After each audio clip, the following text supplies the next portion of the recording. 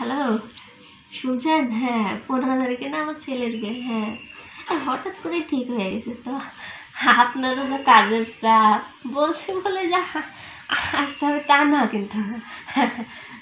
আর কাজটা তো সবার আগে, তাই না?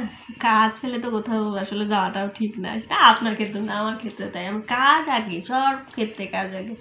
তো বলছি বলেই যে আবার আসা লাগবে তাও কিন্তু না। আপনি কাজটাকে সামলান, তারপর যদি সময় পান তাহলে আসলে হবে, না আসলেও হবে, ব্যাপার না, আমি মানিয়ে নেবো এদিকে। হ্যাঁ হ্যাঁ হ্যাঁ, যে কোনো জায়গায় যাওয়ার ইচ্ছা হতেই পারে। আমি শুনেছি আপনি কোনো জায়গায় মিস করেন না, আপনি তো আবার একটু হ্যাংলাও আছেন। তো যাই হোক, আপনার ওই পেটুক ছেলেটাকে আমার সাথে করে আনেন না যেন। শুনেছিলাম একটা বিয়ে বাড়িতে গিয়ে নাকি খুব ফুচকা খেতে গিয়েছে, ফুচকা শেষ হয়ে গেছে, ফুচকা আমাকেও নাকি খেয়ে নিতে চেয়েছিল। হ্যাঁ, তো ফুচকা লাগে শুনেছি আপনার ছেলে আসবে, তো ভয়, ওরা সবাই ভয় পাচ্ছে। তো প্লিজ আসলে আপনি আপনার ওই পেটুক ওই হুদুল কুটকুট ছেলেটাকে যেন আনবেন না। আর পুরো ফ্যামিলি গোষ্ঠী ধরে চলে এসেন না যেন।